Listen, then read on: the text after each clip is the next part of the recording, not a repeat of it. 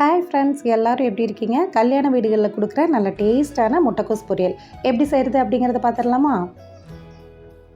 இது செய்கிறதுக்கு ஒரு பேன் வச்சு ஹீட் பண்ணிக்கோங்க. ஒரு 2 டேபிள் ஸ்பூன் போல் ஆயில் சேர்த்துக்கோங்க. கூடவே ஒரு 1/4 டீஸ்பூன் போல் கடுகு பொரிய விட்டுடலாம். உளுத்தம் பருப்பும் கொஞ்சமாக பொரிய விட்டுருங்க. இதில் ஒரு சின்ன சைஸ் பெரிய வெங்காயம் ஒன்று நல்லா பொடியாக கட் பண்ணி விட்டுருக்கேன். அதை உள்ளே சேர்த்திட்டு நீங்கள் வதக்கி விடுங்க. வெங்காயம் ரொம்ப வதங்கிடக்கூடாது. லைட்டாக அந்த ஒரு க்ரன்ச்சினஸ் இருக்கணும். கூடவே ஒரு கொத்து கருவேப்பிலையும் சேர்த்து வதக்கிக்கோங்க. இது கூட ஒரு 2 டீஸ்பூன் போல் பாசி பருப்பு ஊற வச்சு சேர்த்துருக்கேன். இது நான் ஒரு 10 நிமிஷம் போல் மட்டும்தான் ஊற வச்சுருக்கேன்.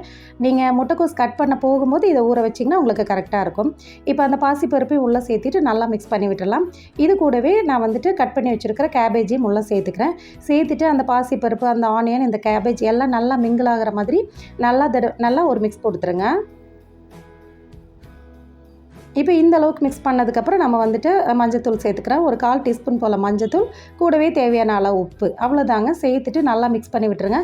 இந்த கேபேஜ் நமக்கு ரொம்ப தண்ணி தெளித்து ரொம்ப பாயில் பண்ணிடக்கூடாது. தண்ணி லைட்டாக தெளித்து மட்டும் விடுங்க, ஊற்றிடாதீங்க. இப்போ லைட்டாக தண்ணி தெளித்து விட்டுட்டு ஒரு மூடி போட்டு க்ளோஸ் பண்ணி வச்சிடலாம். ஒரு 2 நிமிஷத்துக்கு ஒரு தடவை மட்டும் அடிக்கடி திறந்து விட்டு க்ளோஸ் பண்ணிவிடுங்க. உங்களுக்கு கரெக்டாக வெந்து வந்துடும். அந்த ஒரு க்ரன்ச்சினஸ் இருக்கணும். அப்போ தான் முட்டைக்கோஸ் பொரியல் சாப்பிட ரொம்பவே நல்லாயிருக்கும். அந்த கல்யாண வீட்டு டேஸ்ட் அப்படியே நமக்கு கிடைக்கும். கூடவே பார்த்திங்கன்னா கொஞ்சமாக தேங்காய் பூ துருவல் நான் உள்ளே சேர்த்திருக்கேன். சேர்த்துட்டு அதையும் சேர்த்துட்டு நல்லா மிக்ஸ் பண்ணி விட்டுருங்க.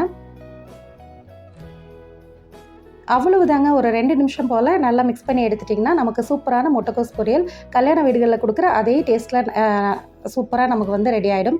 நிறைய பேர் இதில் கடலைப்பருப்பு போட்டு செய்வாங்க. அந்த மாதிரி செஞ்சிங்கன்னா கேஸ் ப்ராப்ளம் வரும்.